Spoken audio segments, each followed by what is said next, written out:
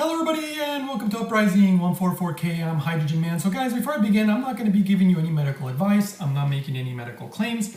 And the statements in this video are the opinions of the speaker and should not be construed as claims for or against any product or products. This video is for research purposes only, guys. So here's the thing, guys. It's very important to me because of what hydrogen has done for me in my life. It's very important for me to do it correctly because I'm concerned about potential dangers of hydrogen. I've been telling everybody for a long time, if you've been watching my channel, that I personally don't recommend these H2 bottles. I also don't personally recommend the hydrogen pills, and I definitely don't recommend any device that uses lye or sodium hydroxide, such as Brown's gas machines, basically just due to the safety factor. I'm going to show you today some interesting lab footage from an actual hydrogen laboratory from Japan, so you guys can actually see things done properly and correctly, because in this video I'm going to show you some stuff about these hydrogen bottles, but I'm also going to show you some stuff about what's called H2 blue or MIZ blue drops, as people claim that that's the right way to measure hydrogen. I'm going to tell you right now that in my opinion it clearly isn't, but I want to show you actually what a proper lab looks like. First thing I want to let you know is that all these latest H2 bottles, they basically all have the same technology, guys. They're all made in China or Korea or Taiwan, but they actually have the same type of metal, which is something very important when making hydrogen properly. You definitely don't want to directly electrolyze the water. You definitely don't want to be inhaling from a device that directly electrolyzes water. But let's just show you what the claims are from these companies. This is saying 3.7 ppm, guys. The moment I saw this, I was highly suspicious because in our atmospheric pressure, you can only dissolve 1.6 ppm. Obviously, what it's really claiming here is that, oh, it's under super high pressure, so we're pressurizing the hydrogen. Well, we're about to see, guys. I'm going to actually show you some lab footage here in a second. But they're also claiming after 12 hours that you will still have 1.7 ppm, and they're making really great micro nano bubble technology, which in my opinion, it clearly isn't. And again, I'll explain more about that in a second. And the platinum plating. What I can show you is, well, here you can see the piece of metal that they use and they just punch holes into it. And it's funny, see, immediately they want to tell you no harmful gases. I know there's a lot of people out there who claim to be hydrogen professionals. Anybody, in my opinion, who recommends such a bottle like this is kind of showing their lack of knowledge. Maybe not so much of lack of hydrogen knowledge, but their lack of knowledge of how to do it properly and correctly, because there's a lot of technology that is involved in doing something like this. Look at this. They're telling you to inhale the gas directly from something like this. In my opinion, again, bad idea. All these bottles can basically, put a bottle of Avion water, one of these plastic bottles, and put hydrogen into it. And they talk about the pressure valve. I'm going to show a little test in regards to that here in a second. This is also interesting. See how they're saying that you can put 35 drops of reagent. See, this to me right here is showing a lack of knowledge. Anybody recommending such a way of testing is showing you the wrong way. So that makes me question, are they truly experts? Do they really know what they're talking about? Let me just show you another one here, the Hydrolux. This is interesting because they tried to copy the name the Hydrofix, which is actually the best device in my opinion, because that's the one that I use, but I use it for a reason. This is saying 3500 ppb, which basically just means 3.5 ppm, guys. They try to put ppb to make it look like a really big number, but it really doesn't change anything.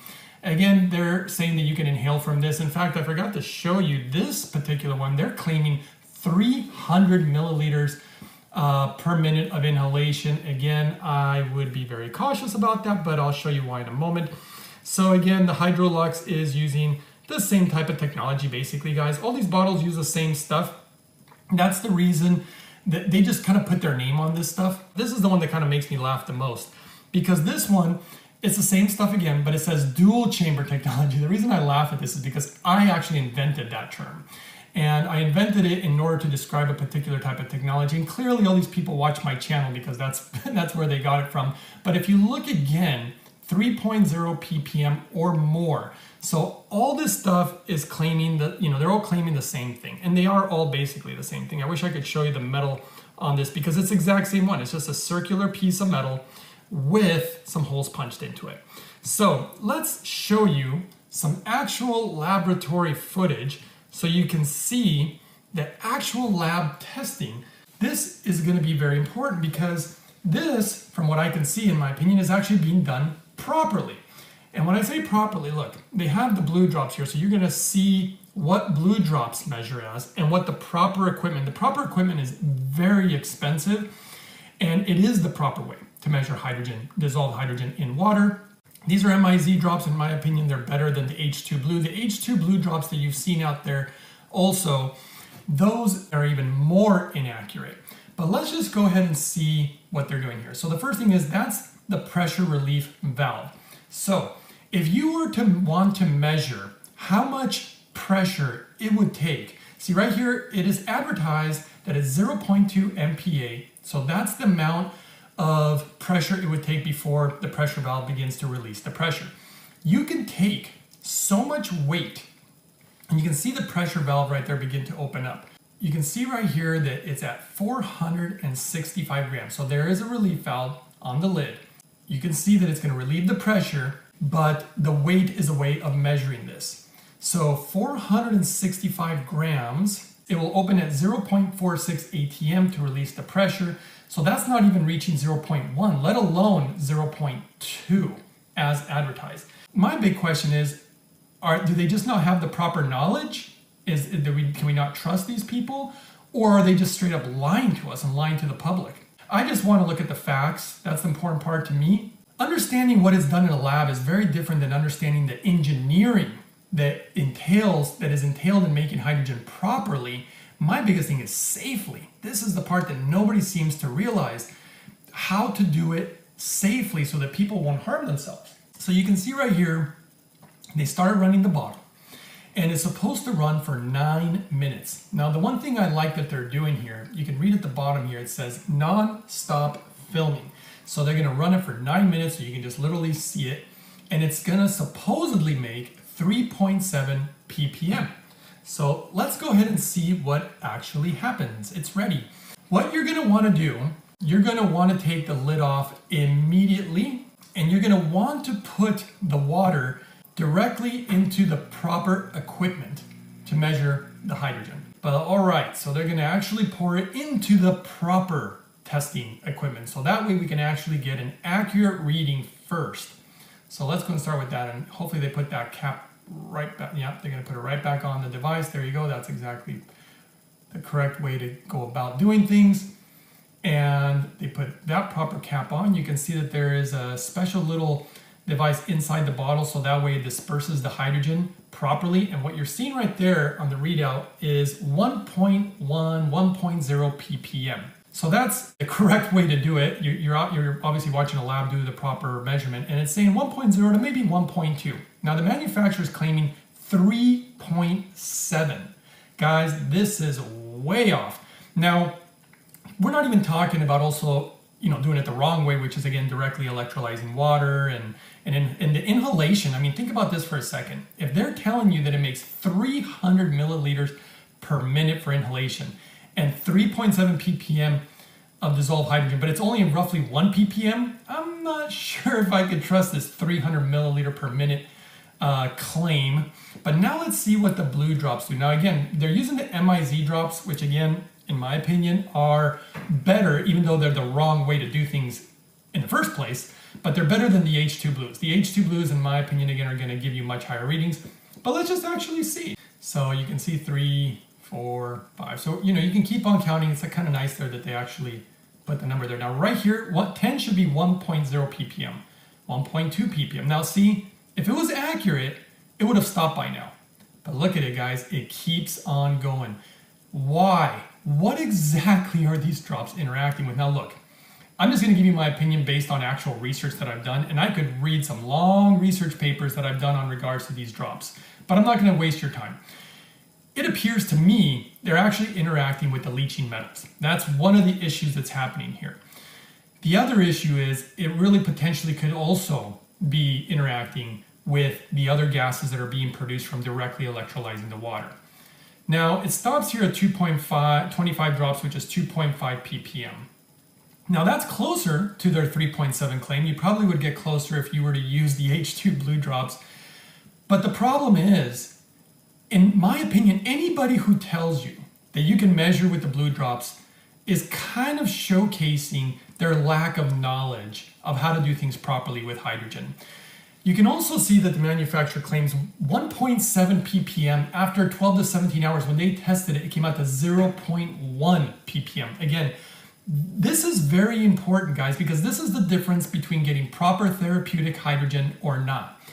What I'm seeing here is that you're not getting what you're supposedly paying for here. To me, you know, and that's not even the biggest issue. For me, the biggest issue is the safety aspect, actually.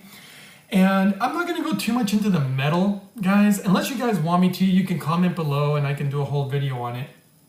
But the metal technology, you can see again, they're all using the same stuff. They're using this circular piece of metal where they punch holes into it. We're talking about a plated platinum colloid, which is a platinum processed with ethanol for industrial use.